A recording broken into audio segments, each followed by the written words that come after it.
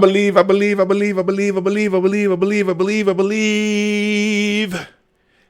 Can you believe it? Can you believe that I've been doing this for a whole year? It amazes me that I'm still doing this for a whole year. And I've only actually had 2 weeks off when I was on vacation, when actually I did post videos. But the show itself, I've been doing for an entire year. And so today we're going to celebrate the show. We're going to celebrate this full year. We're going to celebrate we're going to talk about things that have happened during the year that I have been doing this show. Should have some guests pop in here and there. I have one guest waiting in the wings. There'll be more to come. But for now, let's play the intro.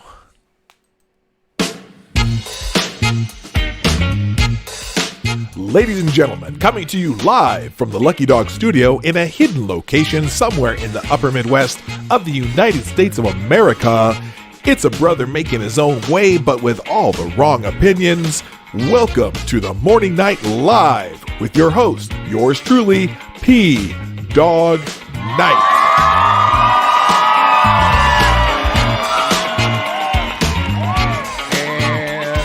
And stop the music. Oh, well, right as we start the show, we have a new subscriber. Good morning, Snub Birth. That's the name, and that's the game, and that's thank you for subscribing. I'm glad you're here. We're going to start the show. Welcome to Morning Night Live. Today is January 24th, 2020, and today we're celebrating the 1-year anniversary of the Morning Night Live, and I see a lot of you are already here, ready to go. Like I said, I have one of my guests waiting in the wing already. And first of all, I just want to thank you, all of you who come here almost every day. I mean, the people who show up and who have been sharing out the stream and helping this grow. I've been getting new subscribers from it, and hopefully it's been entertaining. I suppose it must be okay if you keep coming back. And I can't tell you how much I appreciate all of you. Now,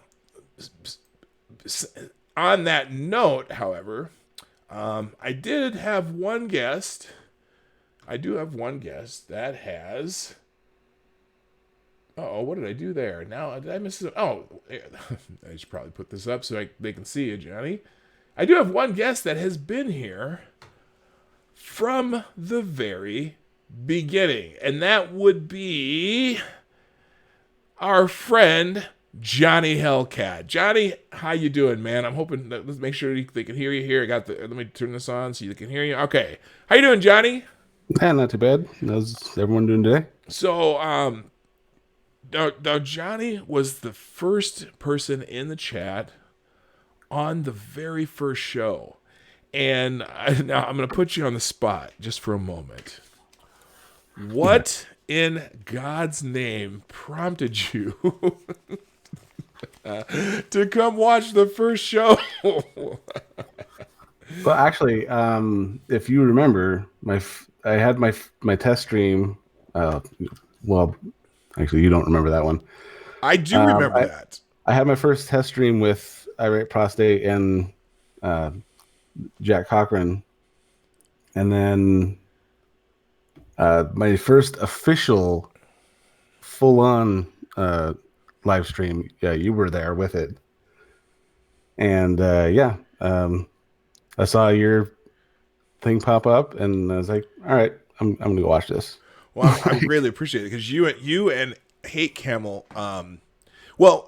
First of all, I did a couple tests before I did my very first stream, and I think you were in one of those. But then, and you were subscribed, and so when I did my actual very first stream, the first Morning Night Live that was official, you and Hate Camel came in, and like I see Stargazer Nights in the chat.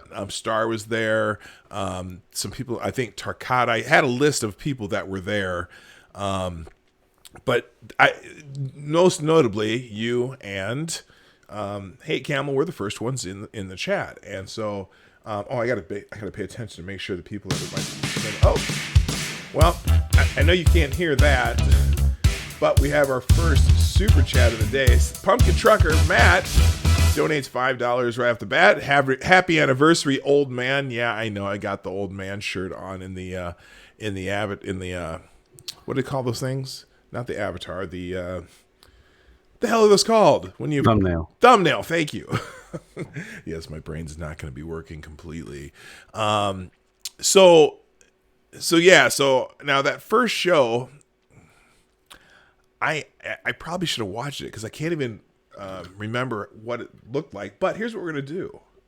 I'm going to put the intro of the very first show on the screen. We're going to play that because now the problem is, back then I never knew how long it was going to take me to start a stream because, in fact, sometimes that standby lasted for like 5 to 10 minutes. But here is a taste of the very first Morning Night Live, and I'm scared to watch it because what I probably should have done before I did this is maybe look at it first to see how bad it was. But here we go. Here is the very first Morning Night Live. Now there's probably going to be a little standby here going first. Let's see here.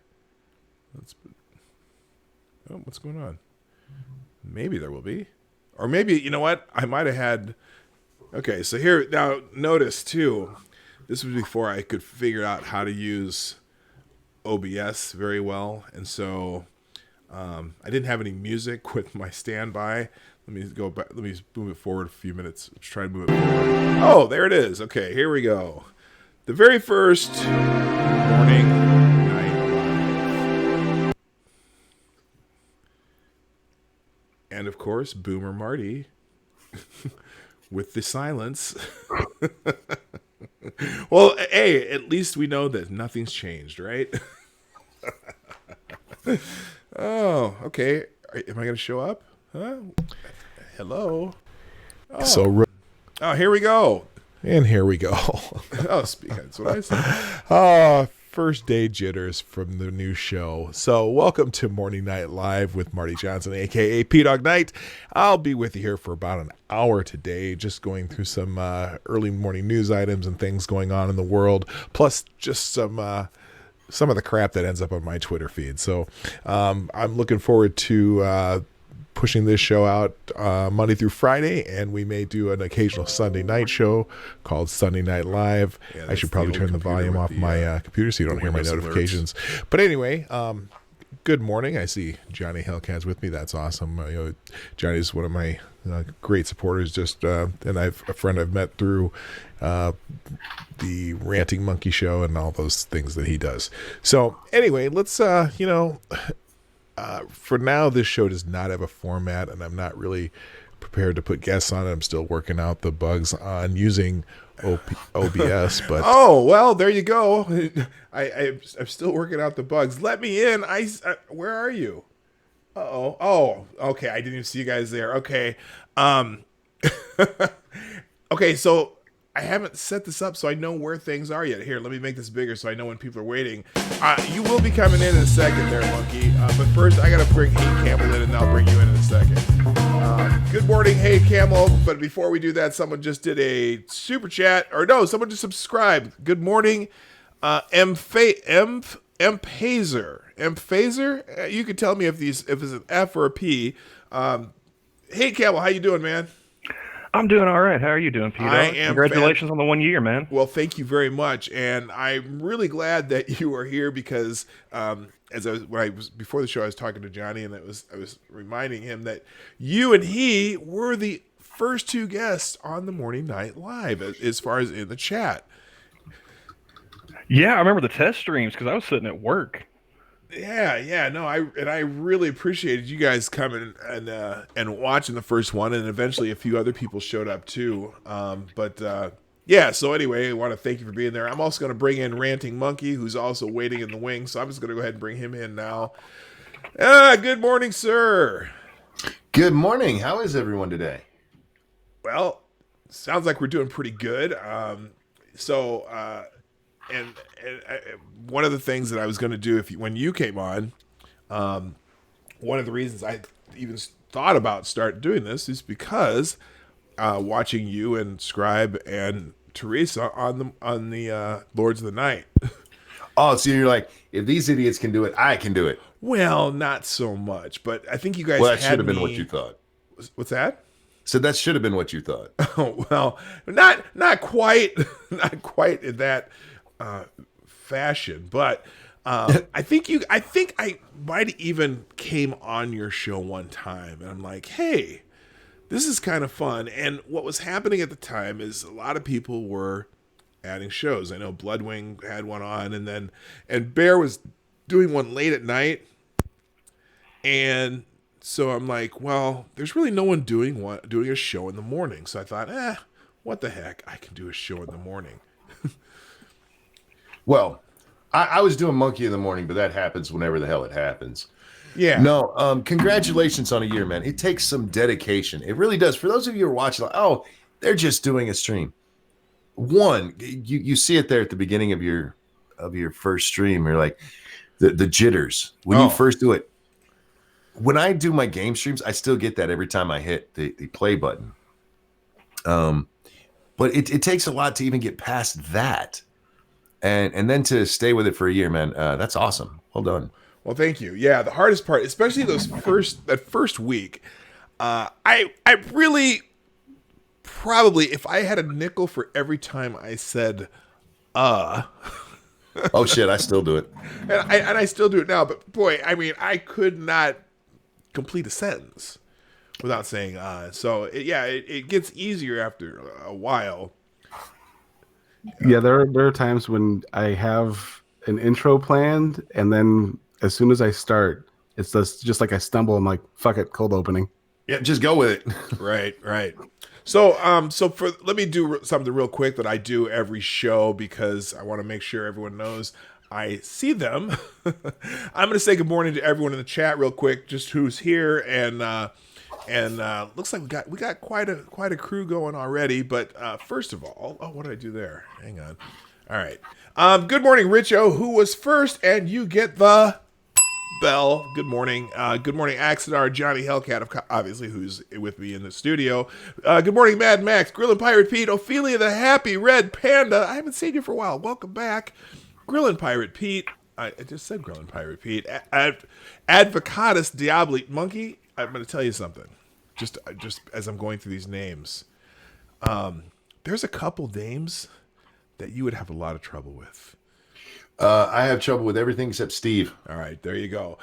Good morning, Midnight in Exile, Becca Farley, Heroic Nico, Irish Rose, Lurking Gopher, Green Thunder Demighty, Truckin' Matt, a.k.a. Truckin' Bear, RVA, Irish Rose, All You Need, Tyler F., Stargazer Knights, a.k.a. Nuts, and Hate Camel, who's in the studio, Chi-Town J, Seamus Derby, Breen Badger Outdoors, and Ranting Monkey, obviously, is in the chat, and BG. And All You Need. Hey, how you doing? Oh, that's right. You've been around for every once in a while, too. And the Attack Alpaca, X Bubba Hotep, Darnell Parnass, and everybody lurking. All right, so, we got another super chat from Becca Fairley, $20, and you get, now the only problem, guys, I feel bad because you might want to open a window and maybe put the stream on just on mute and so you can see the alerts. But that was a $20 super chat from Rebecca Farley with the happy anniversary. Thank you so much, dear. Becca has been great about tweeting out the show on nearly a daily basis when she's here. And I can't tell you how much I appreciate that. People, if you can, and just for those of you who are watching, if you could do me a favor, and whenever you see a tweet about the Morning Light Live, hit the retweet, or if you prefer, you can do share in the stream and send it out via social media wherever you want to go, through Facebook, Twitter, Tumblr, Reddit, LinkedIn, whatever you want to do. 3 clicks, and that helps a lot. And a lot of you have been really good about doing that, and the channel and the show has been growing ever since. And we have another super chat. Thank you, Cryptic, with the $5. Here's something to trigger the porno music. Okay. Here's what I'm gonna do.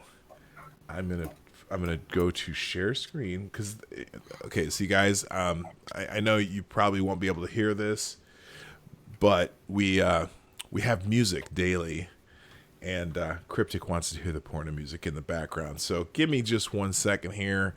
So while I'm doing this, what I'd want to talk about today are just some of the highlights or lowlights of the past year. Fair enough. And just some of the topics that we covered. Now, before the show, I was talking to Johnny Hellcat. I got to mute here. I got to mute the desktop real quick so they don't blast out everyone's ears. I was talking to Johnny Hellcat, and oh my goodness, I'll hit that. We got another one. We'll do that in a second. One of the godsends to having this show start when I started it, in the first 2 weeks, 2 big events occurred. One of them was the Covington Catholic kids. And right after that, we were treated to a young man named Jesse Smollett. Yeah. Okay, hang on. Let me see if I got them. All right, that looks like a good volume. All right, so you who are watching the stream on YouTube, you can hear the background music. My guests can't hear it, but that's okay. Now, what's funny about the Covington thing, which was almost a year ago, it was a year ago last weekend, and just the other, you've been following the thing with Greta Thunberg and Steve Mnuchin at all, guys? Have you heard of that? So Steve Mnuchin, was he the Treasury Secretary?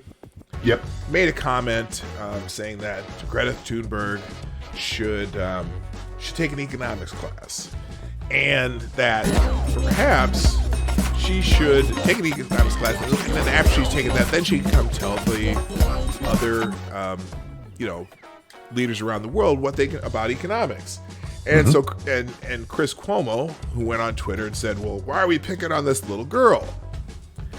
And everyone keeps reminding Chris Cuomo about, what's his name? Sandman? Nick Sandman? Nick Sandman, yep. Okay. Well, so yesterday, Nick Sandman was trending on Twitter because everyone was reminding Chris Cuomo about Nick Sandman. And as I'm just kind of reading through those tweets, I find an article. And that's the first article that we're going to do today. Now, before I read this article, I got a couple more super chats to hit. I got $10 from Attack Alpaca. Quote, "As a newer listener, thank you for helping me get through my work days. Congrats on 1 year." Thank you so much, Attack Alpaca. And I also got a $2 super chat from Trucker Matt. Not Truckin' Bear. Oh, I was Pumpkin Trucker. That's what it was. Pumpkin Trucker. I have Truckin' Bear. I have Picaldo the Driving Ape Man. I had Rolling Bear, and I had Truckin' Bear. But this is Pumpkin Trucker. I really don't forget Diesel Dave. There's a lot of Diesel truckers Dave. in the audience. Truckers are representing, man. I love it. So this. Oh no, where is it? I shared it. Where is it? Oh, hang on 1 second. But now that we're talking about Covington, that reminds me. I sent you that article about Nathan Phillips, and you almost had a coronary on stream. I can't believe that was a year ago. Oh, yeah. Oh, that's right. You were the one who sent me that. Yeah. Oh, man. Yeah. Well, this one's going to give you as much of a coronary as the last one. Hang on. I'll put this on the screen so you guys can see it too. So I did this. I read this think piece last week, and this idiot, what's this guy's name? Noah Berlatsky. He is a gem. Okay. And I had an interaction. I was very polite to him too. That was a problem. And hang on. I'm going to add one more to the stream. Hello, Snoot. Hey, man. What's going on? Oh, not much. We're reminiscing about some of the great events that happened during my my reign here on the Morning Night Live, and one of the within roughly 1 week into me doing this show, the Covington mess happened. Oh yeah. And so we're just talking about Nick Salmon and this article that just came out yesterday, because everyone was giving Chris Cuomo shit about the, complaining that people were, dunking on Greta Thunberg. How are you going to dunk on a kid? And so everyone reminded Chris Cuomo about Nick Salmon and the fact that CNN just settled with Nick Salmon. And then this think piece at NBC News comes out. Nick Salmon, a Covington student at Covington Catholic, says he was a silent bystander in viral video, but his MAGA hat spoke for him, aligning oneself openly with Trump's movement sends an aggressive political message. Oh, okay. Dun dun dun. Where's that music coming from? You can hear the music? Yeah. I can hear music. That's my background music. You can hear that. Oh, that's right, because you're in my I have the desktop sharing here. Oh. Yeah, that's the background music to the show. Did you think you were losing your mind? Yeah, I was looking through all my Chrome tabs, like, what the fuck do I have open that's playing the Is it really loud? Nah, it's fine. Okay, all right. So, now I'm only going to read a little bit of this because I will blow a gasket if I read the whole thing. But anyway, before he encountered Omaha elder Nathan Phillips at the Lincoln Memorial, Covington High School student Nick Salmon had already taken steps to provoke and insult people of color.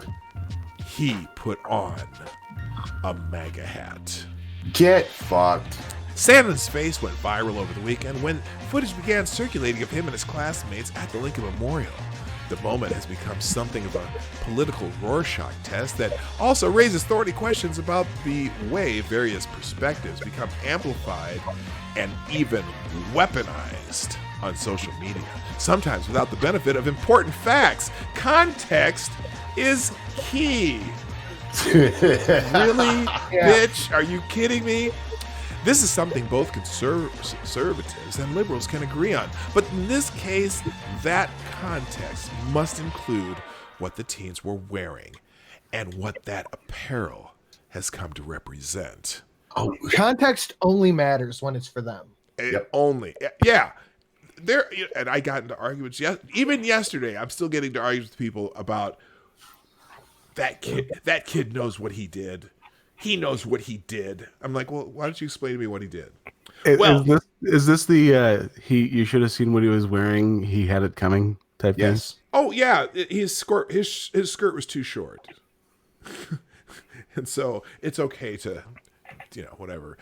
Salmon was in Washington D.C. with his all-male Catholic school classmates to participate in the March for Life, but the clip that rocketed across social media depicts a smiling Salmon standing toe-to-toe with Phillips as the latter. Now listen how they describe this, because as the latter beat a drum and sang a traditional prayer song 2 inches from his face. The facts of the confrontation remain in dispute. There's no dispute. Is there any dispute? Let's take a poll, guys. Who thinks there's a dispute? Nah. And who think there's not a dispute? I'm not feeling... I saw the YouTube video. I saw the Black Hebrew Israelites, so no. It was pretty clear once you saw all the videos. And various other longer videos have since surfaced, providing more context for what happened before and after the moment, immortalized by social media. The original clip did not show, for example, the Covington students being harassed by a small group of Black Hebrew Israelites. It also did not show the Covington students appearing to mock Phillips with stereotypical war whoops and tomahawk chops. Now, when you watched that video, did it look like they were mocking Phillips, or were they just dancing along with him? In all fairness, I could see them saying he was mocking him. I don't think he was. I think the students were just like reacting to the situation. Right. But yeah, they did the tomahawks and they did yeah. So, But mostly I mean, they were just dancing to the drum. If you Yeah, watch they it were- long enough, they weren't out there trying to be malicious. They were being kids. yeah, you they're know. being exactly. Yeah. I sent you a small video on you or on Twitter if you want to take a look at it. Oh, okay. Okay, we'll check that out. Let's see. For his part, Sandman, who is now represented by a PR firm, has said he meant no offense and tried to remain motionless and calm because he believed a group of adults was trying to provoke a group of teenagers into a larger conflict. Oh, they kind of were, didn't they? And he was right. If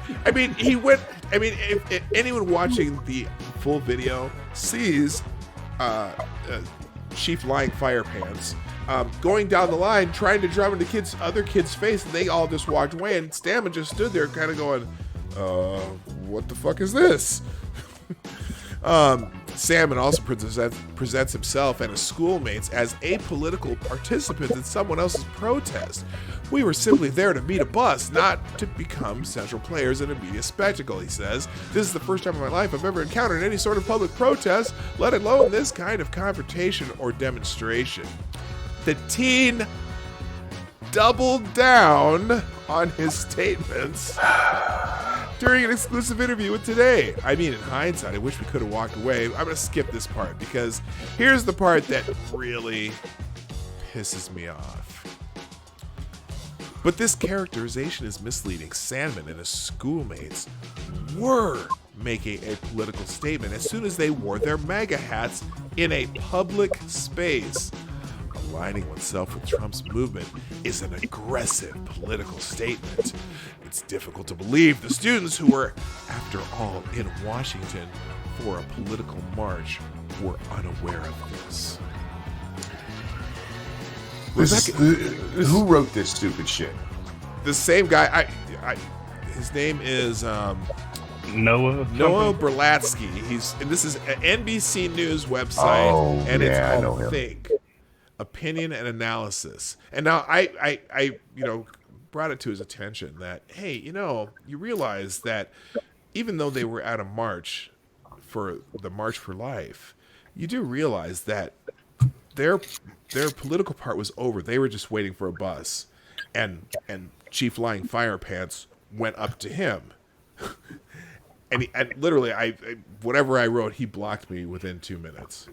Just for, I was polite as I could be, but he'd been getting kind of the ratio treatment anyway. Sure. Well, I know that when the whole thing started, like I caught like kind of midway where it was more over. You showed a picture of the face to face, and then they're like, "Yeah, I've never seen a kid with a more punchable face." And my initial thought was like, "Yeah, I can see it," until I got the context of the matter. But when I just Googled an image of Noah Berlatsky, that is a punchable face. A more punchable face? That is a vastly more punchable face. Yeah, well, and everyone's first vision of this was a split-second photograph of that one moment in time where it looks like Sandman is smirking.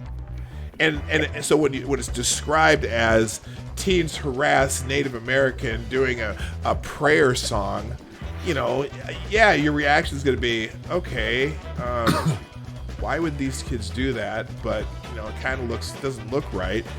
But then as soon as you even watch a short part of the video, you see that smirk is one of those things. It's one of those split second things that you see in time that only happens for that split second. That's not the face he was making. He was kind of making I don't want to react to this face the whole time.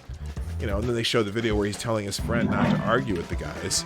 But anyway, this article goes on and on, so I'm not going to read any more of it. But anyway, that was, I thought for sure, I'll put the article in the chat, by the way. I thought for sure that was going to be the gift that just keeps on giving. But then 1 week later, to my great fortune, Jussie Smollett happened 1 week later. So that was my first 2 weeks of doing a show on the Morning Night Live. All right, I'm gonna go find your video here, Sinatra, real quick. And oh, what is this? You're right. We are trying to rebel. Here, let me see if I can make. I'm gonna put this on a full screen and put this in. What am I looking at, Sinatra? Just play it. Sinu? Oh, he's muted right now. He's muted. Okay.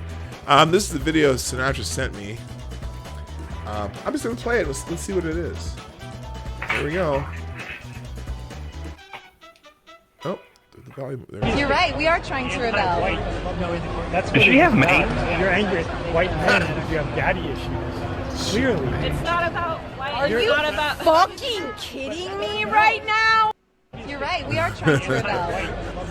I love her what it hair. is about. You're angry at white men if you have daddy issues. Is she a Hare Krishna? I don't know. Clearly. It's not about white. Are you not about fucking kidding me right You're now? angry at white men because you have daddy Right. issues. Sorry Ouch. about that. Oh, I just watched your video. What is that from? I just saw it on Twitter. Oh my god. So anyway, that there was one other part of that article I need to talk to you though. I'll tell you about. Real fast. Somebody get that man into like med school. He should be a psychiatrist stat. Oh, He called that one. No kidding. So anyway, so he continues. Rebecca Jennings at Fox says that teens love MAGA hats because they are transgressive. The hat, she says, can have different meanings for different people. That's no doubt true. But it's also true, as Jenny acknowledges, that kids wear Trump regalia or invoke Trump's name in order to bully and insult immigrants, Muslims, Black people, Jews, Hispanics, or members of any of the other marginalized group who Trump himself regularly attacks.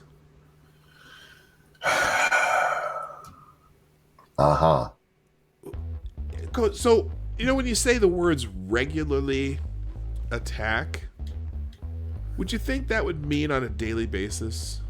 Yeah, you would, actually. Does Trump ever talk about... Now, he does talk about illegal immigration more than others, but when does he talk about Muslims, Black people, Jews, Hispanics, or any other marginalized? When does he talk about any of them? Well, in their world all the time. Literally. Yeah. It's all he does is blast marginalized groups because he's a horrible, horrible racist man.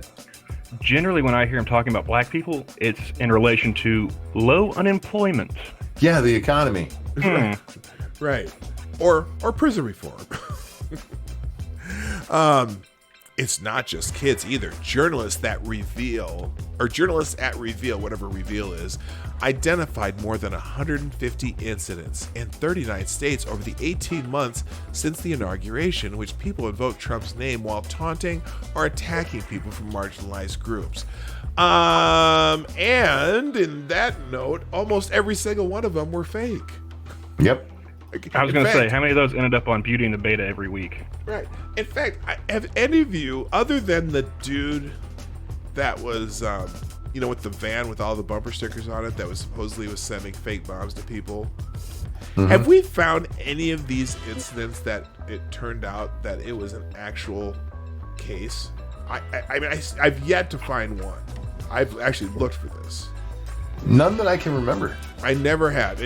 For example, this one, I told you to pack your bags. You might not be here tomorrow. A 9th grade boy wearing a MAGA hat told a classmate of a Muslim and Mexican descent on the day after Trump's election. That one was proven false.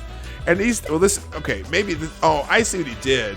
He rehashed an article from January 2019. He put this back up. Okay, that's why I'm confused. I thought this was from just recently, but he posted this article on Twitter yesterday.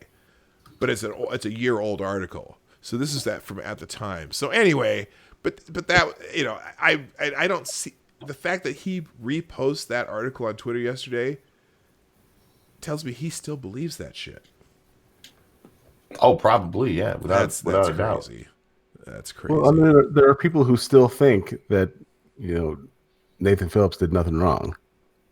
I've argued with several of them yesterday that were saying that Nick Sandman was in his face, that Nick Sandman was mocking him by smiling, and that the boys around him were all, the hooping and hollering was them mocking Phillips. Phillips put himself into the middle of those kids and tried to provoke somebody. Yep, And that's exactly what he did. It failed, and then he went to the news and said it happened anyway. And that's why CNN is settled. And my theory on why CNN settled, I think that Sandman's lawyers probably are putting a lot of money into this, and they have 3 or 4 simultaneous lawsuits going at a time. And I think they settled with CNN to have money to go after the rest of them. That's my theory on that. So anyway, all right. So moving on, like I said, then 1 week later, I got the story of the year for PDawg Night, because I spent pretty much I spent weeks on end on this story, and that would be Mr. Jussie Smollett. And I really don't have anything prepared about Jussie Smollett other than it was the gift that kept on giving. Oh, yeah. The latest on him right now is the judges have allowed the city to go ahead with their case against him. They were originally suing him for, I believe, $130,000. But if he loses that case, it could be up to quadruple damages. And so the lawyers have gotten the judge to approve them going through his entire Google account for any messages over the last year. Oh. So, clearly he wasn't the brightest. Oh yeah, can I get an FTG for Jussie Smollett, please, in the chat? If you're not familiar with FTG, every Thursday is FTG Thursday here, and we go FTG, which stands for fuck that guy, or fuck that gal, or fuck that group, or fuck that non-binary trans woman of color. Anyway, all right, so moving on. Let's see. I'm trying to think of what else. Other things that were coming up. Let's see. Lots of Jussie Smollett, and lots of Trump. The Michael Cohen thing happened about a month into that. There was all kinds of things that were going on. So anyway, let's change gears a little bit though, and talk about some more current events.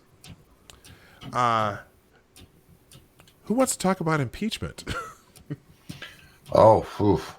Haven't done that for a while. Are any of you actually watching the impeachment trial? Fuck no. Yeah, I've watched quite a bit of it, actually. No, I haven't watched a second of it. I listened to Monkey give the recap.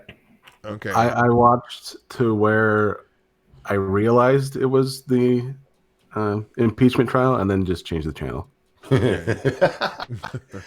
Well, here's Trump had some things to say yesterday, and we go into this article. Trump goes nuclear on major sleazebags, Schiff and Nadler. I'd love to go and stare at their corrupt faces. Shortly before President Trump flew back from Davos on Wednesday, he opened the attack on Democrats Gerald Nadler and Adam Schiff during an impromptu press conference. Trump blasted the two Democrat leaders and impeachment managers while saying he'd love to visit the Senate trial. Like Senate Majority Leader Mitch McConnell, Trump is reluctant to call on new witnesses to testify. However, he said he is more than willing to go make sure one new person visits the proceedings. Him. I'd love to go. Wouldn't that be great? He said, sit right in the front row and stare at their corrupt faces. I'd love to do it. As for Gerald Nadler, Trump went on to say, I've known him for a long time. He's a sleazebag. Everybody knows that. And it's true. Do you think... Well, it seems to always work out for Trump when he does this, but do you think him going hard at them right now is a great strategy. I do actually. Don't forget, Nadler said this back when Clinton was being impeached. Do you mind if I play the clip? Go ahead. The effect of impeachment is to overturn the popular will of the voters as expressed in a national election. We must not overturn an election and remove a president from office except to defend our very system of government or our constitutional liberties against a dire threat. And we must not do so without an overwhelming consensus of the American people and of their representatives in Congress of the absolute necessity. There must never be a narrowly voted impeachment or an impeachment substantially supported by one of our major political parties and largely opposed by the other. Such an impeachment would lack legitimacy, would produce divisiveness and bitterness in our politics for years to come, and will call into question the very legitimacy of our political institutions. And can anyone say it any better than that? Yeah, Right. Yeah. Well, Sinatra just cut it off before he got to the part where he said, unless the other guys do it. Yeah. Sinatra, what were you going to say? If somebody said that now, he would say, no, I don't agree with that at all. I wouldn't be surprised because I've got the woo flu, sorry. No, that's okay. The house managers they're done, right? They've already done their 24 hours, correct? I'm not 100% sure, but I think If I remember correctly, they have more time today. Oh, do they? Because here's what I think. I'm pretty confident. It almost seems like the president's team, somebody in that team, I'm just predicting here, is going to say those exact words. I would just play the clip if I was them. I wouldn't even play it. I would say those exact words and watch Jerry Nadler's face. See if he recognizes his own words. They could play the clip too. I think either one would work. So Trump continued. Trump also had some words for the other manager, Adam Schiff. I watched the lies from Adam Schiff. He's a liar and a fraud, he said. Again, it's difficult to argue with that. Schiff seems incapable of telling the truth. He lies and lies and lies. And just when you think he can't possibly lie more, he proves you wrong. I've never seen such a dishonest hack in my life. And that's saying something. I've been writing about politics since I was 17 years old. This is Mike. What's that? I got some breaking news over here. What's that? What's up? It said a Chicago woman has been diagnosed with the coronavirus. Oh, damn. So it's getting into the middle of the fucking country. You know what? That's the second case because there's been one in California too. I thought there was one in Seattle. And Washington. Yeah. Washington, yeah. Yeah, you know. So, if you guys have seen where they, in fact, I'm going to pull this off the screen. You guys have seen where they, how they closed off that city, right, in China. Yep. Haven't they closed like a second one down too? I've heard that, but I haven't seen that confirmed. No. So there's a case in Chicago. Yep, confirmed. Just put out by Breitbart. Oh man. All right. There's a third in Texas A&M too, so that's 4 in America. So, and how many? Can we send the chick in Chicago to Jesse Smollett's apartment? Here, sneeze on this. Sneeze all over his refrigerator. You know, the only thing about that, were any of you remember the SARS scare? Oh yeah, back when. And there's been several of these scares and all the different flus and stuff. You know, it's ex-Bubba Hotep Team Virus. Every time I see these things happen, it's still to me one of those. Well, the ozone layer is going to swallow up the world, and global warming is going to kill us all. They're going to, you know what they're going to do is they're going to find a way to relate this virus to climate change. They already have. Oh, they have. Oh no, it wasn't the virus. Sorry, that was the fires in Australia. Oh yeah. which which a whole combination of things have made that happen. You know, when that first started happening, I did a show where I went and looked up all the fires that have happened in Australia since the mid 1800s, and because they were saying that this is unprecedented, but there have been other fires that have burned this much land, and the thing is, so we have the huge fires this year, but what about the last 4 years when they were way below average? Like almost non-existent below average. That's global warming too. See, global warming caused there not to be enough fires. Well, and some, some parts of Australia have had higher than average rain. Some have had drought. Everything is climate change. Yeah. Well, Jack's not here, so I'm just gonna go ahead and say those sound like hate facts, PDawg. Yeah. Yeah, the hype on, okay, the danger of saying that climate change is not real, because it is real. Of course, climate changes. The shirt that I was going to make was global warming ever since the Ice Age. Right, thanks. Yeah. So, all right, now let's, since we're doing more breaking type of news, let's check into the Twitter trends tab real quick here. Before you do that, Doug, I need to bow out. I got something else I'm supposed to be doing. Oh, that's fine. Congratulations, dude. It's really cool to see that you're still going a year later, man. Well, it's been a lot of fun, and again, I like you and Sinatra and a lot of the guys who were streaming and doing video and stuff before me gave me the idea that I might be able to do this. So I it's a lot of fun, and you guys have been a great help to me over this last year. So thank you so much, Monkey, and have a great day. Oh, no problem. Great to see you, and hi everybody, and bye everybody. I'll see everyone later. Have a good day. Later, Monkey. So right now, Joe Rogan is trending #1. You guys know why? Yeah. Yeah. His support for Bernie. So I missed that. And now it's actually up. He was trending like 2 or 3 last night. Yeah, no, he's #1 right now. And Bernie Sanders has tweeted about this. On the screen real quick. I think I'll probably vote for Bernie. He's been insanely consistent his entire life. Yeah, he's been consistently a communist. He's basically been saying, consistently wrong, still consistent, PDawg. Right, and how much? So Bernie's been in Congress for what, 35 years, something like that. I mean, I know he was the mayor of Burlington, and he did some other minor public office, and then he went to Congress from there.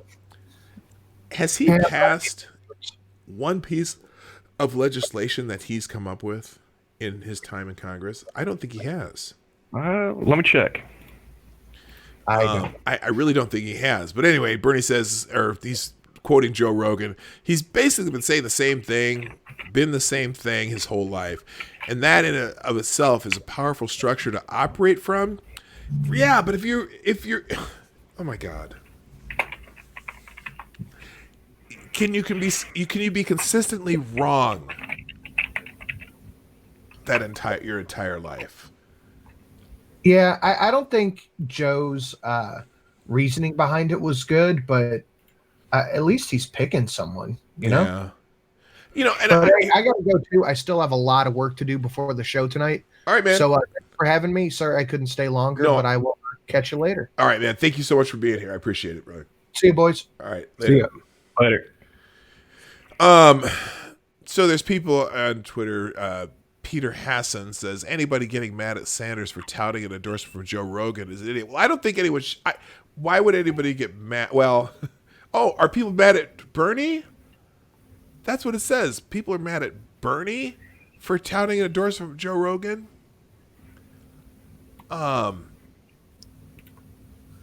Let's see here. Tim Poole says, the funniest thing about the Joe Rogan Bernie situation is that Joe didn't even endorse Bernie. He just said his opinion on his show, and now everyone is going nuts. I don't care who Joe Rogan endorses. I mean, does anybody really care? Joe's been punched in the head too many times. I mean, anybody? Yeah, I don't know. It's I know what it is. Because a lot of the progressives don't like Joe Rogan. They think he's a chud. That's what it is. Okay, I'm seeing a couple that have gotten passed with him as being the sponsor, but a lot of them look like co-sponsor bills. But the first one that comes up is the Veterans Compensation Cost of Living Adjustment Act of 2013. Okay. But nothing major. I mean, there's, I don't know. Yeah, he's not gotten any major legislation passed, no. Okay, here's one. Peter Hassan says the real problem the left has with Joe Rogan is he's a massively popular voice who disagrees with them on a few things, and they haven't been able to silence him yet. Like he's, Joe Rogan. People think Joe's conservative. Becca's saying Joe Rogan is right wing, don't you know? Okay, that's what it is. A lot of people on the left, like I follow a lot of progressives on Twitter too, and even a couple of my friends on YouTube and Twitter are progressives, and they don't like Joe Rogan. They think he's a terrible person, partially because he is really, really, really against transgender women participating in female sports. Specifically MMA, combat sports. Well, any sports. He was not thrilled about that's when it all came about, was the Fallon Fox issue of not disclosing that they were trans before cracking somebody's skull. Okay. Yeah, because the one woman that she fought just couldn't believe how strong this woman was. And then Fallon Fox, of course, got an award recently. Yep. I'm in agreement with Bill Burr's take on Fallon Fox in the UFC. So, what is that? It's a dickless dude beating on a woman.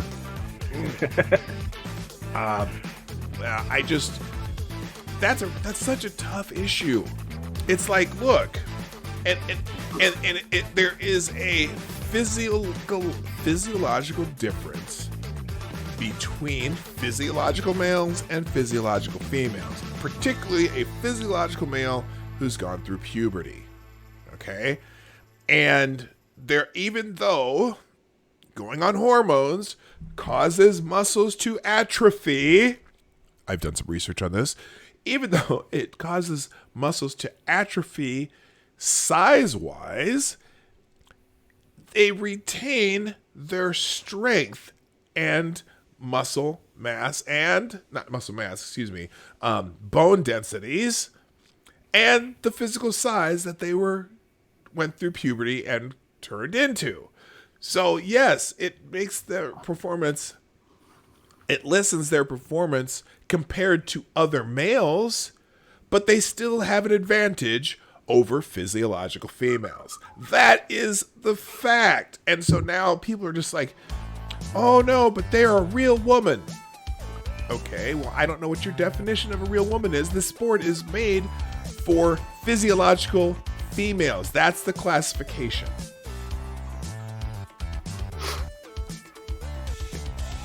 Yeah? So that explains. And now I understand why people are pissed off at Joe. They're not pissed off at Joe Rogan. They're pissed off at Bernie for accepting the endorsement for and putting a campaign ad. Here's a good liberals. We should find ways to get socially conservative people to vote alongside us so we can win. Bernie Sanders. Hey, look, I got Joe Rogan's vote. One of the most influential people in the country. Liberals. Unacceptable. He's held socially conservative views in the past. There's such a purity test. I think that's the bigger problem. It's a purity test. And you know what? I think it happens on the right too. Sometimes you get this purity test. Well, and you see that like with these Groyper guys. Well, if you're a conservative, you must be a social conservative too, and you must be anti-abortion. You must be.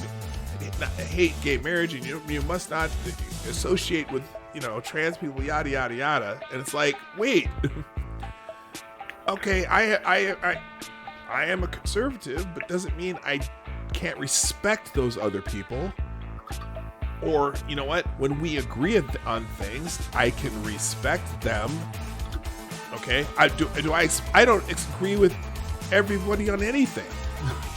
Or you could be one of those filthy fence sitters like me, who's conservative enough that I want you to stay out of my wallet, and liberal enough I want you to stay out of my bedroom. Yeah, so Rogan is another fence rider. Well, he's a fence rider, but guess what? Should Bernie turn down and not tout the fact that the guy with one of the largest podcasts in the world is going to vote for him? Should he say, oh, nope. Sorry, the purity test of the Puritans in my side of the political order say that I cannot have you as a supporter, so I'm not going to tout it. And it's just funny. You're unacceptable. It seems like, and going back to a couple of the other stories, there's sort of a amnesia that happens when something that politically lines up with your ideology. It's like, oh, this is the worst thing or the best thing that's ever happened, and yet when it happened in the previous term, no one remembers it. Yeah, I don't know. But yeah, he's pissed off a lot of progressives because obviously the transgender issue, vegans. I mean, I don't know how many times I've heard him talk about vegan cats. Yeah. The fact that he hunts and then he kills animals with his own two hands. Yeah, and then there's some conservatives who think that because he holds opinion X, that he's on their side too, so they're mad at him too. So I'm looking at another one here, Allie Beth Stuckey. Joe Rogan is smarter than this, so that's a bummer. But it's also fun to see this backfire among the Joe Rogan is the gateway to the alt-right crowd. That's true. That's he was part of that. What was that study they did? The intellectual dark web. The dark web thing, and they consider him a gateway to the alt-right because he talks to people who aren't sycophants to everything that the left says. So that's part of it too. Let's see. Here's another one. Joe Rogan also had friendly interviews with Miley Yiannopoulos and Jordan Peterson, yelled, "You're a fucking man" on air about a trans woman, vocally argued against allowing trans kids puberty blockers this year, says fag, and believes the world is stacked against men. So enjoy.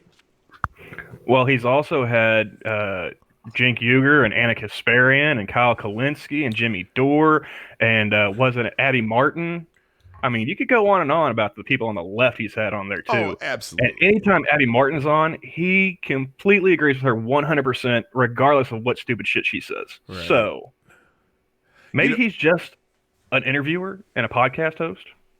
Maybe. That's what he does. That's his show. And he has fuck you money, so he can get away with it. Right. I think part of what you're going to get here is there's a certain crowd right now that supports Elizabeth Warren who is going to want this as an excuse to call Bernie a misogynist, right? God. Okay, Carlos Maza, of course. Bernie's campaign cutting a campaign ad with Joe Rogan fucking sucks. Rogan is an incredibly influential bigot, and Democrats should be marginalizing him. Oh, for fuck's sake. Oh my God. I just don't know. By the way, guys, let me do something real quick here. I got two things to do. One, I want to say hi to some people I haven't said hello to yet, that I'm just starting to see in the chat. Good morning, Faithless, Kingslayer, Damocles, Simius of Thebes, Jedi Ghost Bear, Piccolo. I don't know if you were here earlier, but I'm going to say hi to you now. Good morning. Check your logic. Let's see. BG was already here. Maniac Man, how you doing? Daryl Promise was already here. I think I'm getting caught up. Straight Sith Male wasn't here earlier. Devil Fruit Zero. I said hi to Reese already, I think. Reese Donald. Della Hayes, what's going on? And X Bubba Hotep. And I think I've got caught up here. If I haven't said hi to you, throw something in the chat and I will make sure I say hello. So anyway, that's why Joe Rogan is trending. And he's trending number 1. I think it's the leftists are most pissed off. Now, Shoe on Ed says something. MSNBC checkmark joining in. Be prepared to see something on the MSN soon about evil Joe Rogan endorsing Bernie and Andrew Yang and Tulsi. They are getting desperate. So someone named Jason Johnson wrote, oh no, this isn't, okay, wait a minute. Dear Bernie Sanders, please reject the endorsement of this man. It is beneath all of us. It is not okay to be celebrating an endorsement from him. Hello, Maddie. I'm Maddie. I didn't mean to skip you. Hi. How are you? Okay, so this is why they said this. Here's Joe Rogan.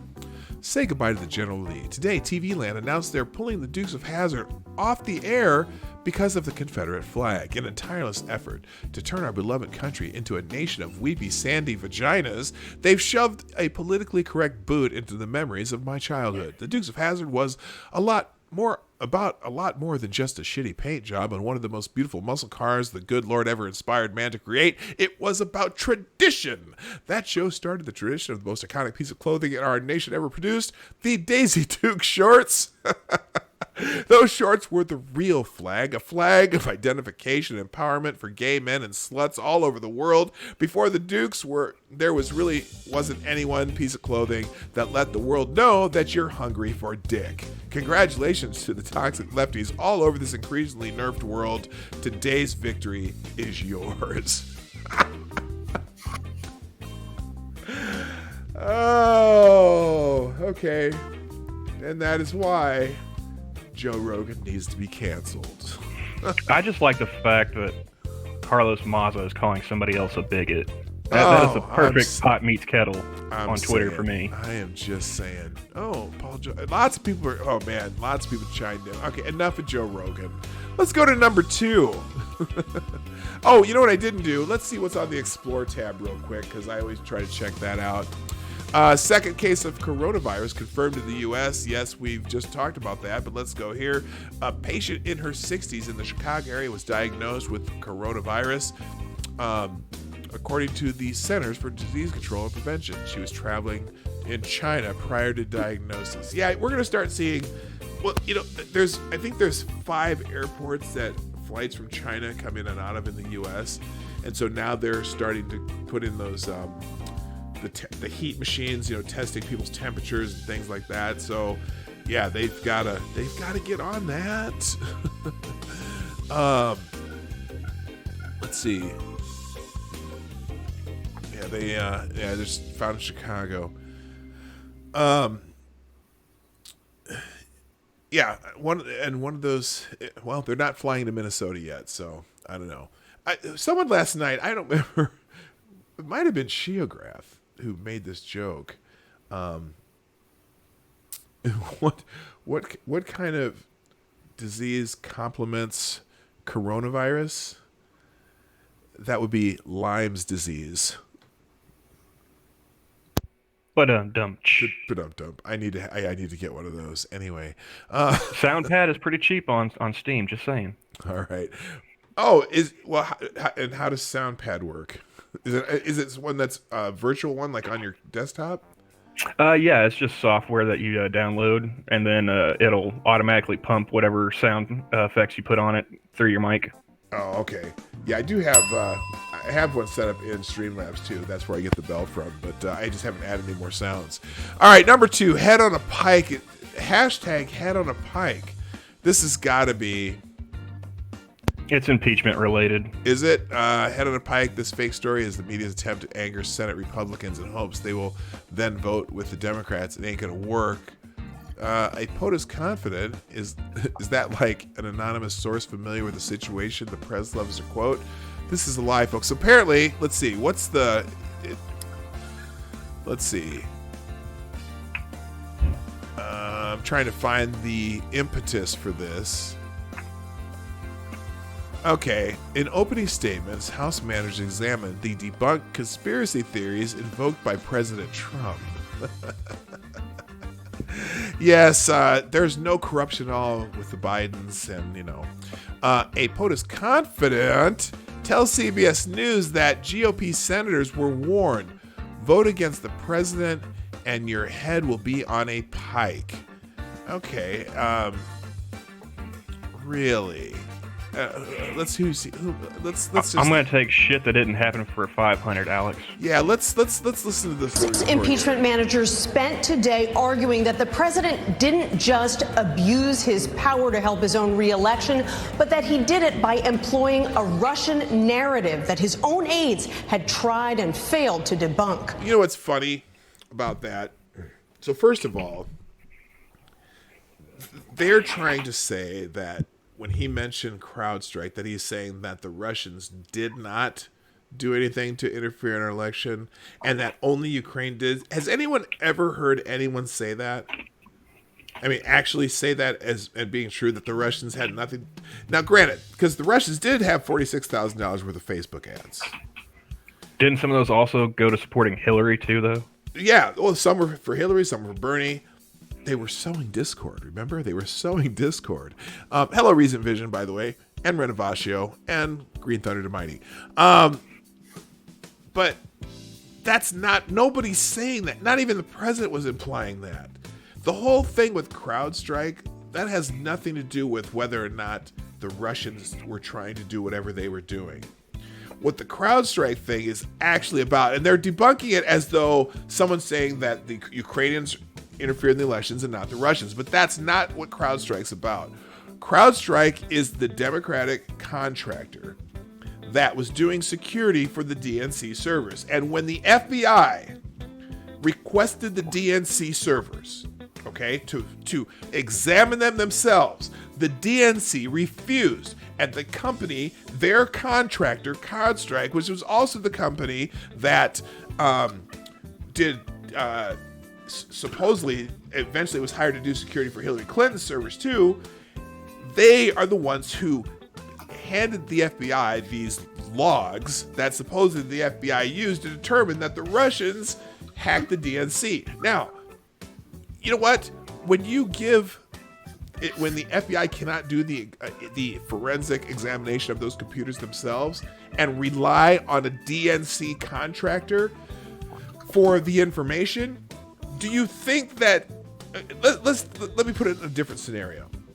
Let's say, for example, that the president of the United States, Donald J. Trump, who they like to say is a liar, found out that his computers in his offices were hacked. Okay? And they were hacked by Lithuania. Let's say Lithuania. Okay, just to give you an example. And he said, FBI, the Lithuanians have been hacking my computer, and there's a bunch of child porn in here. Okay? And the FBI says, well, you know what? We need to examine your computer so that we can, look at the forensic evidence and maybe figure out where this came from. No, I think, you know what? I have an IT guy here that named TrumpStrike, and I'm going to have him give you the data so that you can figure out if the Lithuanians were hacking my computer and putting child porn on it. Well, no, we need to examine your computers. Nope, I think we're going to use my company, TrumpStrike, and we're going to give you that information. Do you think for 1 minute anyone would believe anything that TrumpStrike gave the FBI? Not a chance. Not a chance. Oh, I thought that was rhetorical. No, answers are always good. And that's the situation with the DNC servers. The FBI has never seen the DNC servers. They got information. They got the logs from CrowdStrike, and CrowdStrike claimed that the DNC was hacked by the Russians. And if you look at the ONI reports, you look at the other reports, ODNI and the NSC, when they say, they have these disclaimers saying that, we are highly confident that the Russians hacked these computers. And the other agency says we are, what's not the marginally recommended? We are, what is it? Not mildly. Moderately confident that this happened.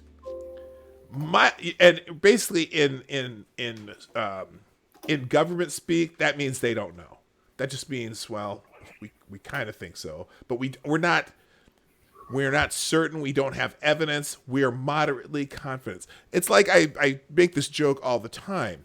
I'm about to marry my sweetheart, and she says to me, are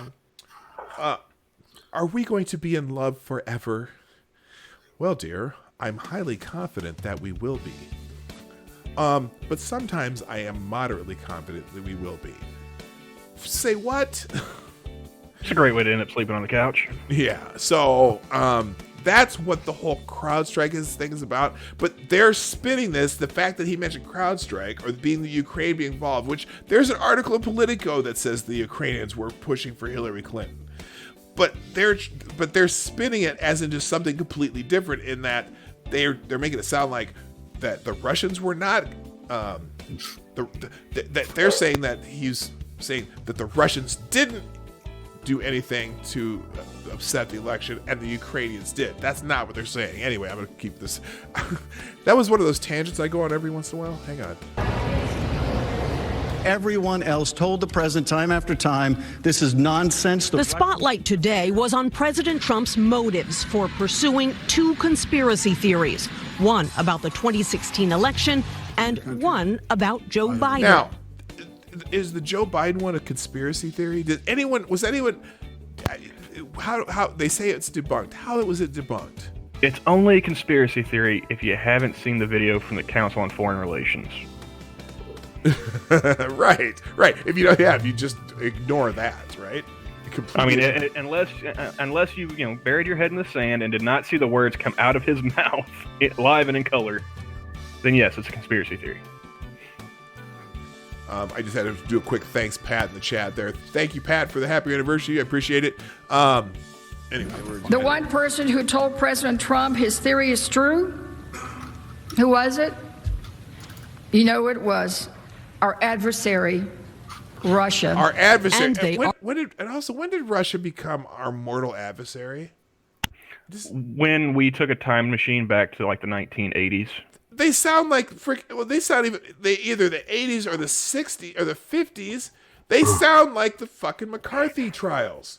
You would think that we're talking about the Soviet Union and that the wall never came down. I think we're ready for a Red Dawn reboot. I know. Another one? Well, they did the one that they did with the North Koreans. Remember that one? Nobody. You probably don't, because no one. As soon as I heard they were using North Koreans, I'm like, nope. Yeah. Well, it was supposed to be Chinese, and then they're like, we don't want to offend the Chinese, so we're going to go with North Korea. That's right. Yeah, no, I actually just watched Red Dawn the other day, and it was like Charlie Sheen's in that, C. Thomas Howell. It was Patrick Swayze. Elizabeth Shue was in that. I forgot who was in it. I just watched the other day. But yeah, now they can remake it again with the Russians if as long as now that the Democrats have made them our mortal enemy. That with Biden leading in the polls by last spring, Mr. Trump pressured Ukraine to launch what he hoped would be an embarrassing investigation.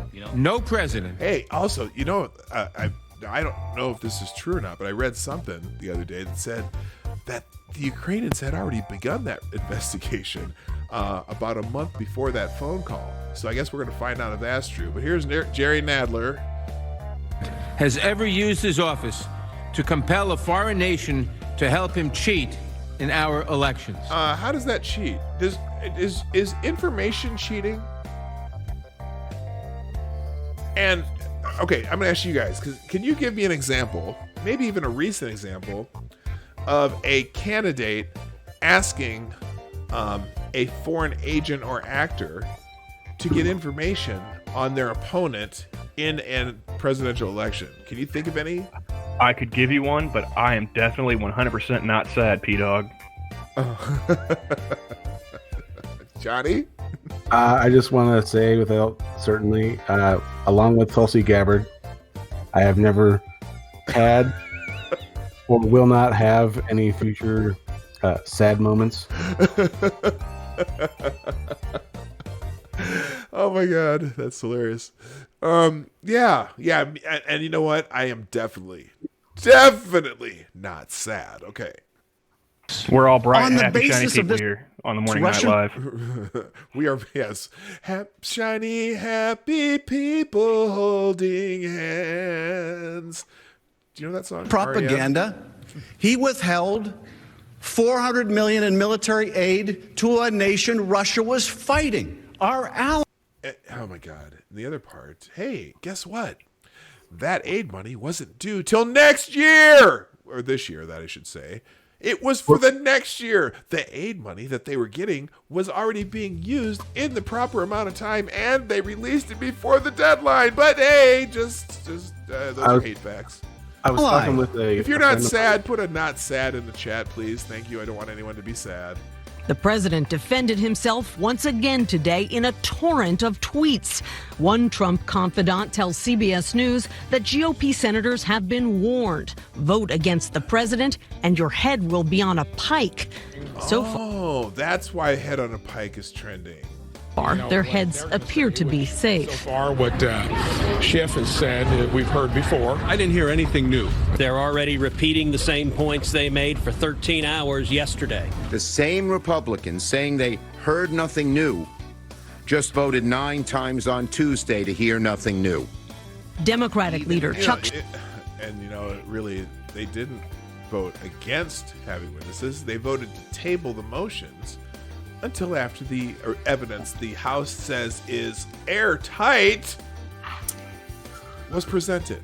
Schumer cited a new Reuters poll showing 7 in 10 Americans want the trial to feature witnesses. Everyone here who's elected has some duty to listen to their constituents. Their constituents are saying witnesses and documents. Nancy. Okay, so anyway, that was the smarmy prick from New York. All right, let's move on. Let's see what else is trending, because we got to get this show done today. At some time. By the way, people, just a reminder that the Morning Night Live is sponsored by you, the viewers of the Morning Night Live. If you haven't done so, please hit the like button before you go. I'll remind you at the end. And also, the share arrow down there tells you that you can share this out. Share it out on Twitter, Facebook, whatever, all that social media stuff. You can do it on the social media stuff out there. And then also we do super chats through the Streamlabs link in the description down below. It also pops up in the chat every once in a while. And by the way, thank you again to Becca Farley, Cryptic, Attack Alpaca, Trucker Matt, aka Pumpkin Trucker, and everyone who does does super chats. That's really helpful too. All right, let's get back to Twitter trends real quick. We got 1 and 2. Let's see. So that's why head on a pike is trending. Guys, those of you who follow me know that every day on Twitter there's I call them the day trends, meaning the day of the week is the name of the trend. I'm going to give you a choice: Friday feeling, Friday motivation, or Friday thoughts. Not Friday thoughts, but Friday thoughts. Friday feeling, Friday motivation, or Friday thoughts. We'll only do one of them. I don't know what you guys, but I could use some motivation. Motivation? That sound fair? Sound good? All right, let's find some Friday motivation. And the top Friday motivation is Millennial Conservative says it's all about the 2020 election. The Democrats have openly admitted they know they can't defeat Trump at the ballot box. As a result, they simply must impeach him despite no evidence of criminal wrongdoing. let's just look at this 44-second clip with Allison Camerata, everyone's favorite. So you think that everything that is happening in the Senate is about Chuck Schumer, not about why aid to Ukraine was held up? Oh, much of it. Her face. I'm not even gonna listen to the answer. I know he probably has a good answer, but just her incredulous face, because she wants it so bad. She wants him impeached so bad. I can't do it. Let's find a real motivation. What the hell is that? Oh, that's Arizona poll shows Kelly overtaking McSally. Oh no, Martha McNasty is losing. Good. Rights matter. Friday feeling. Okay, that's not motivation. Oh, here we go. Let's see. This is here's your motivation. Come on, play. Okay. Is that motivating enough, guys? That's more of a Friday feeling type thing. Okay. Well, I can't do it unless. Let me find. Is there one good motivation? The giver of supreme peace. Supreme God Kabir appears on the earth whenever he wishes. He never takes birth from a mother. He is the originator of all. For more information, you can watch every day satsang on Sadhana TV channel at Indian time. There you go. There's your motivation. I got to move on. Okay, we got to move on. Let's see. Oh, guys, it's National Compliment Day. Johnny, I love that avatar. Hate Camel, one of the greatest names in the internet. Well, I do like the eyes on yours.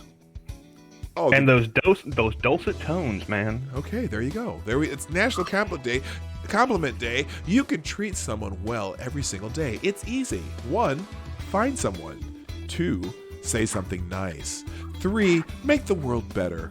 A better, more welcoming place. National Compliment Day. God, I can't even talk. Hashtag National Compliment Day. Hey, chat. Give somebody a compliment in the chat. Was Scribe here? I think. Oh, someone said hi to Scribe. Hi, Scribe. How you? Hi, Scribe. Yeah, he popped in a little while ago. Oh, I see. Lawyer Dog Thrapple. All right. Hey, so it's National Compliment Day. Please compliment somebody in the chat today. All right, moving on. I don't need to do any more compliments. Bitch is trending. Oh no, that's BITCH. Megan Thee Stallion releases new single, Bitch. I try to stay away from pop music stuff, but if you're into Megan Thee Stallion, she has released a new single entitled BITCH. I wonder what that stands for, because there was another song released by somebody else with the same title. It was a Tech 9, and that stood for Breaking Into Colored Houses. Oh, okay. Well, the new single from the rapper comes 2 weeks after her collaboration track, Diamonds, with Normani dropped. No one, not even a soul. My last brain cell right now listening to BITCH by The Stallion. Okay, she got people dancing in the streets, but okay, I'm not. I've heard of her, but I've never paid attention to anything having Megan Thee Stallion Delahayes. Never heard of her. You might just look up "bitch." Oh, excuse me, BITCH. It is trending on Twitter right now. Coco Gauff, the tennis star, has beaten defending champion at 15-year-old Coco Gauff has defeated defending Australian Open champ and world's number 13, Naomi Osaka, in straight sets. Oh, that's pretty cool.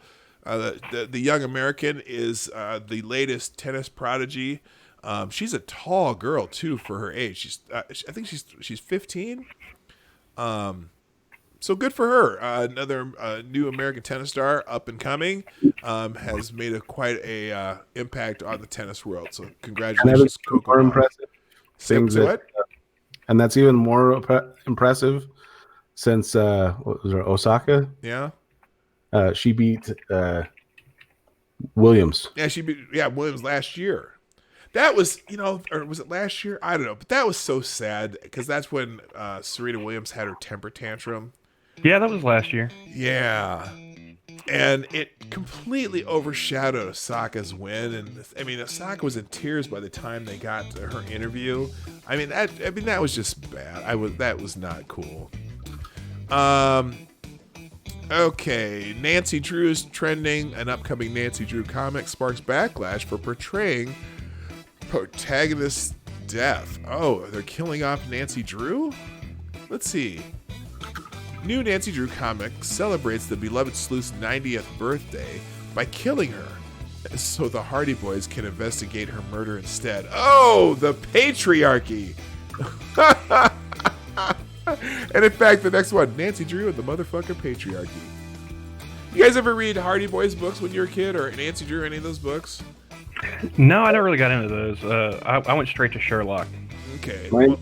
I was Encyclopedia Brown and then decided the books were dumb. Okay. No, I read a lot of Hardy Boys when I was a young kid, like when I was in like second and third grade, because that's what my parents had a whole bunch of them, and so I really got into them then. But yeah, Encyclopedia Brown was a little bit later. Those are pretty good too. But anyway, so people are pissed off that they're killing Nancy Drew, and the Hardy Boys are going to investigate. Oh, you know the hate's coming up there. Moving on, Naval Station Great Lakes Naval Station in Illinois is on lockdown. Oh boy, here we go. This is a Newsweek article. Looking for a gate runner. Apparently someone breached a gate. In another Facebook post, naval officials said that at 7:09 this morning, Naval Security Force reacted to a minor situation involving an unauthorized entry into Naval Station Great Lakes. Naval Security Force is responding. Doesn't look like they have any updates. So you never know. I hope it's just some stupid shit that ain't hurting nobody. News Radio is trending. Is that the show that had Joe Rogan on it? Okay. Still trying to figure out how the maintenance. Dave Foley. Oh, okay. I'm still trying to figure out how the maintenance guy from News Radio became a major opinion leader in this country. Tell me again, we're not in the darkest timeline. Okay, people pissed off about Joe Rogan. I did not know that he was. I'm surprised they didn't go straight to Fear Factor to try and discredit him. Yeah. Oh, okay. There he is. That was a pretty good show, though. Was with Phil Hartman, right? Was that Phil Hartman show? I thought that was a great show. I didn't watch it a whole lot, but well, see, Rogan did a podcast with Dave Foley, who was on that with him, and they actually told a joke about going to, was it the Emmys or one of those award shows that Phil Hartman was up for Best Supporting Actor after his death, right? And he lost to David Hyde Pierce from Frasier. Okay. And Dave Foley looked over at Joe and he's like, the fuck's he got to do to win? that make it on camera? No, but they retold the story on the podcast, but yeah, it didn't make it on camera in the event. Okay, all right. Let's see. Now, After News Radio, Mike Towers. I don't know what this is. Okay, apparently Mike, that's got to be something. That's a music thing. I don't pay attention to music things. Rights Matters. That was Schiff's closing line in as the House managers rest their case. Now the president's lawyers are getting ready to ramp up their case. We'll just keep that. We'll skip that. March for Life is trending. Is that happening? I thought that was yesterday, or is that today? It was. Or it is today. It's right now. It's happening right now. Okay. Apparently, President Trump's going to speak at the March for Life. You know what's interesting is Donald Trump was never a big pro-life guy in the past, and so I'm not sure. And he's speaking at the March for Life today. It's really it's unusual to me that he is participating in that. I don't care if he does or not. This is interesting. Crowds assembling to hear Donald Trump speak at the 47th annual March for Life. Hope the Secret Service agents are out in force. We stand with everyone using the power of their voice at March for Life today. You can't truly stand for America if you don't stand for all Americans, including the babies who don't yet have a voice. Nikki Haley. Well, this is a topic I don't like to talk about, so I'm skipping. I tend to be pro-choice, but I think there needs to be some more restrictive than some people would like. Trending number 17, Marsha Blackburn is trash. Now, this one I saw earlier this morning. Marsha Blackburn, if you don't know, is a senator from the state of Tennessee. And apparently, she's pissed some people off. And let's see. Let me find her. She tweeted something here. It'll be down here somewhere. Here we go. Senator Marsha Blackburn says, putting conditions on foreign aid is nothing new. Clinton did it. Obama did it. Okay, and so some people are mad that she said that. And here's the here. Let me go back to the top here. I guess this is someone, I don't know who this woman is. Anna James Ziegler says, I guess Elise Stefanik will be relieved to learn she's been dethroned as the tolerant left's female target. And now Marsha Blackburn is trash. Lovely. Good morning to everyone who knows it's hypocritical to claim Trump has poisoned our discourse and then call female politicians trash. Yeah, what was that? You guys said something earlier that it's okay when we do it or something like that. Is that the phrase? Pretty much, yeah. It's okay when we do it. This woman, liar. Only Trump has put conditions on foreign aid to obtain a personal benefit for himself. Really? Okay. Is weeding out corruption only benefit Trump, or does it benefit all of us? Oh, it only benefits Trump. If it weren't for the re-election, That's absolutely. Right. Because it helps him cheat. He's asking a foreign power to help him cheat an election. Really? I still haven't figured that out, how that works. I didn't know that information is cheating. Information is cheating. Yes, opposition research has never been done in American history. This is a wholly new construct. Yeah. Totally 100% Trump's America. I mean, granted, this is a different, it's a little bit different animal, but still, yeah. If one side gets opposition research and it just happens to go through foreign actors and through the Russians, that's just fine. But Trump not coordinating with the Russians is still bad, because Orange Man is, finish my sentence, guys. Orange Man is bad. Thank you. Moving on. Oh, okay. The last two. I'm going to save the hashtag, the sexiest things you can say, for last, because I'm going to give chat a chance to participate. So before I read any of these, the sexiest things you can say, chat, puts the hashtag, the sexiest thing you can say, in the chat and come up with your own sentence. And I'm going to start. Hey, baby. I've got bacon. Number 19 trending is coronavirus. We know that there's a new case in Chicago. Let's see. It's just like the show Hot Zone. Nope, not having this. Shut down all foreign travel. California traveler hospitalized from LAX with suspected case of coronavirus. When I was over on Christmas Day, I had an infection in my leg and I had to go to the urgent care. And it was really weird because when I went into the urgent care, there's about 30 people sitting in the waiting room. And of the 30, and this was on Christmas, of the 30 people in the waiting room, I would say that about 20 of them were wearing those masks like you see a lot of Asian travelers do, like the surgical mask or the anti-breathing, whatever. And I couldn't figure it out. I'm like, why are all these people wearing masks?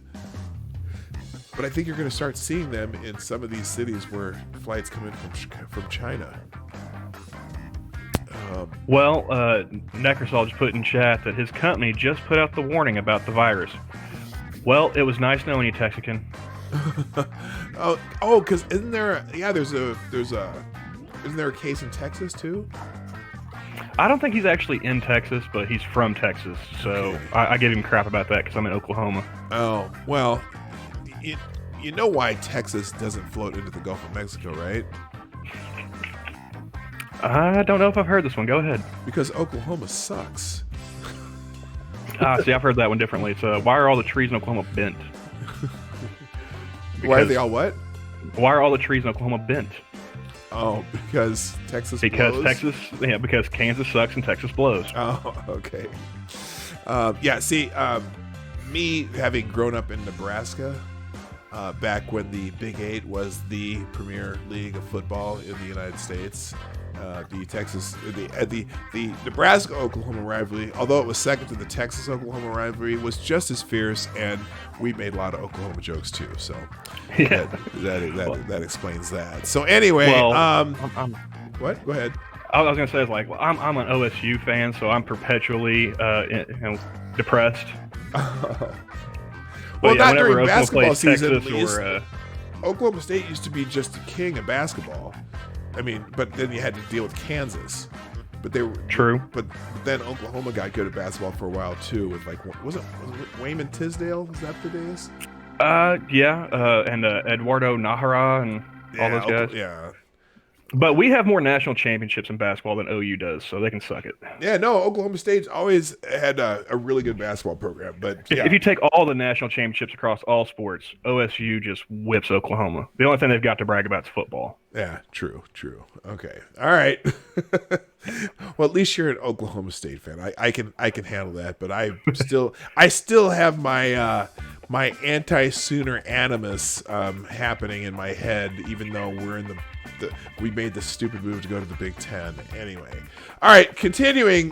Now I was asking people in the chat to put what was the hashtag? The sexiest thing. What is it? Hashtag the sexiest thing you could say. Johnny Hellcat. I've never had an Adam's apple. Okay.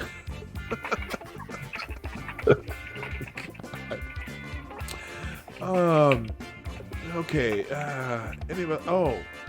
Anyone else smell bullshit with this new virus scare coming out exactly when several big stories need deflection? You know what? That crossed my mind. Functional, by the way. Hello Kessler too, and it's Faithless, and there's a couple other people I haven't said hi to yet. You know, this whole impeachment thing. Why did they hold it off for a month? Well, one, I think the DNC's fucking with Bernie Sanders again, and two, I think John Durham's about to come out with a report. And in fact, we've already. There's I can't find it. I wish I could find it right now, but Adam Schiff has some issues. Some.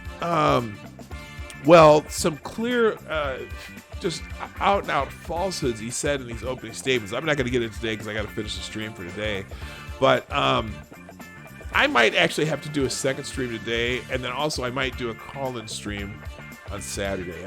If you guys do me a favor, if you want to keep up on what's happening with what I'm going to be doing on the show, follow me on Twitter. That would be at PDawg Night. I also have the Streamlabs website, which is pdawgnight.live. That's where you can go and you can watch the show there, or you can watch it on YouTube, and you can also that's directly to the donation link and all that stuff. And I'll put upcoming information on there, also on the PDawgnight.live website. Tells you what gives you the little list of alerts you get. And in fact, Becca did the one with the, what did I call it? I call her the what did I call her?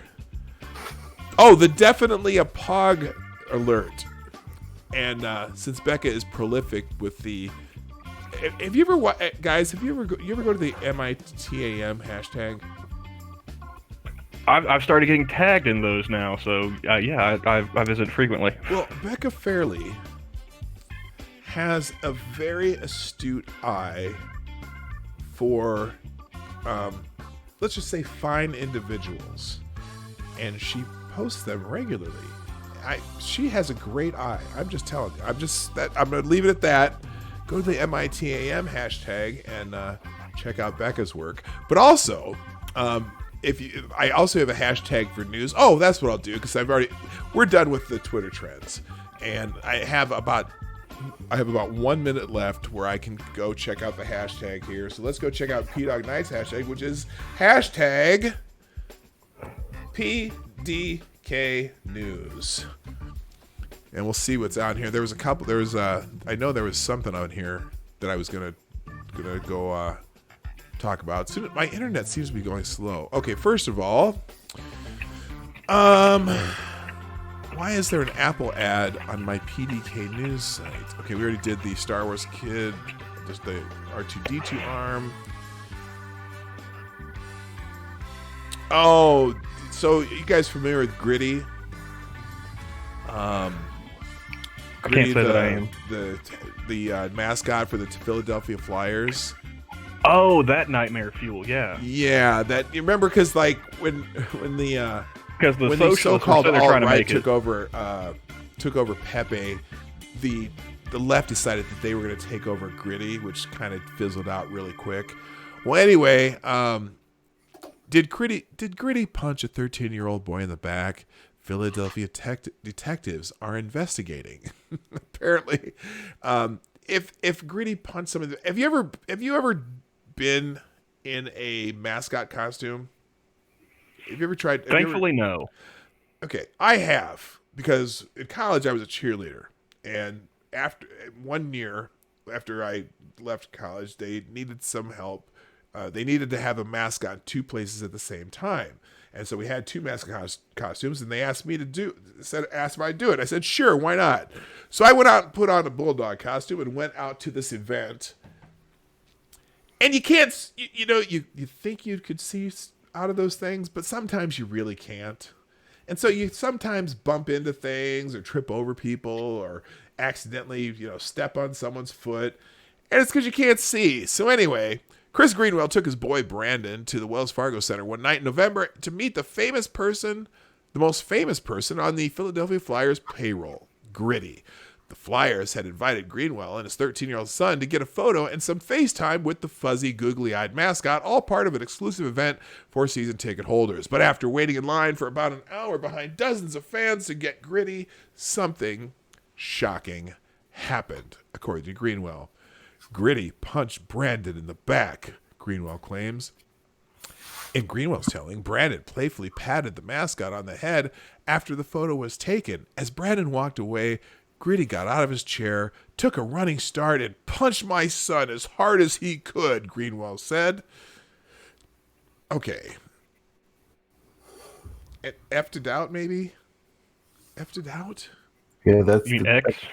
Or X, I mean. Is it X? Oh, it's X'd out. I'm sorry. X'd out, F for respect. Okay, there we go. I got to learn my jargon. Let's see. After about a month after the alleged punch, as Comcast spectator and Greenwell couldn't come to an agreement, Greenwell reported the incident to the Philadelphia police. So now the police are investigating it because they can't come to an agreement. Oh my God. The investigation is active and ongoing, the police said.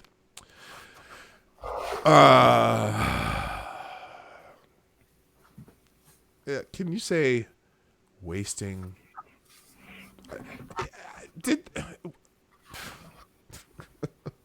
I can't even say anything about it. It's so stupid. Oh, someone down here. The San Diego Chicken kicked me in the shin in 1983. I never spoke a word about it until today. Yeah, good question, BG. So where is the cell phone video of it? There, you know what? You guarantee it is the year of the current year. Pixar didn't happen. Everybody has video. I'm sorry. Let's see. Oh, did I already have this? Oh.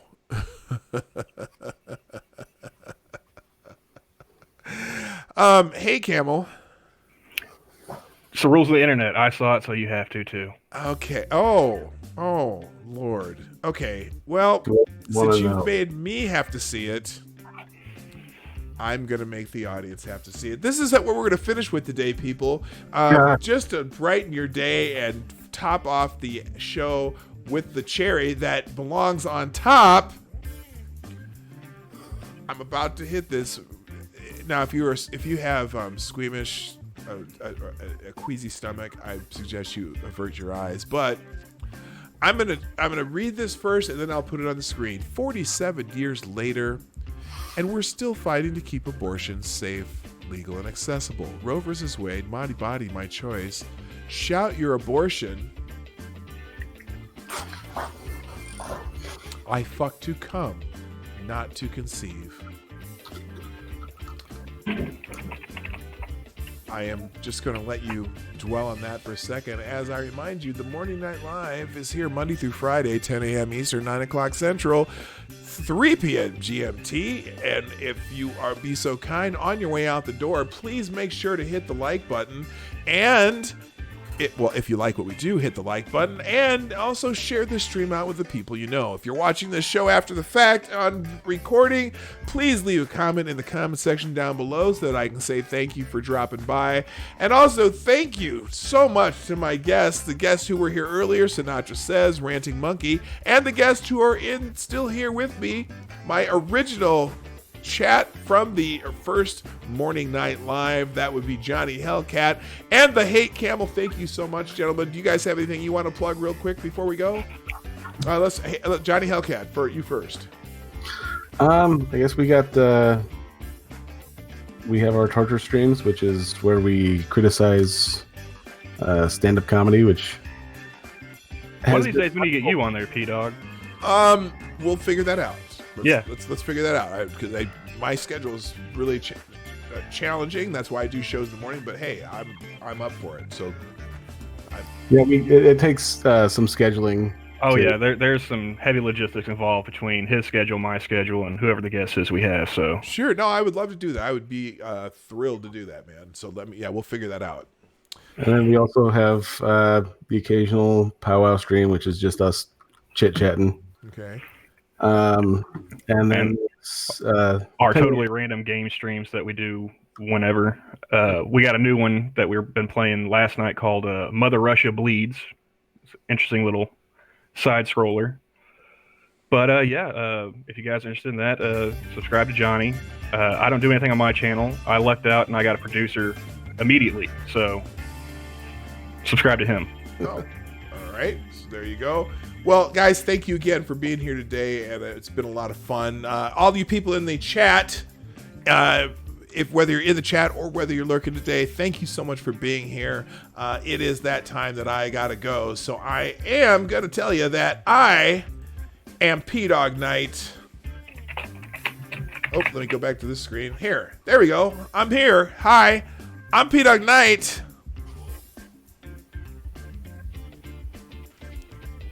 And I'm out of here. I might see you later today, some of you, but see you on Monday. Have a great weekend. Hey, this is PDawg Knight, and thank you for watching today on the PDawg Knight channel. If you have an observation or remark you'd like to make about this video or my channel, I absolutely welcome you to write it in the comment section down below. I really look forward to hearing from you. And before you go, if you like what you saw but you're not already subscribed, please make sure you hit the subscribe button and definitely click that bell that pops up afterward so you'll be notified when I post new videos or when we go live. I broadcast my live show, The Morning Night Live, Monday through Friday at 10 a.m. Eastern, 9 o'clock Central. A special thank you to all supporters of this channel who share our videos on social media and who make donations through the Streamlabs link, which is also in the description down below. Thanks again, and until next time, I'm PDawg Knight, and I'm out of here.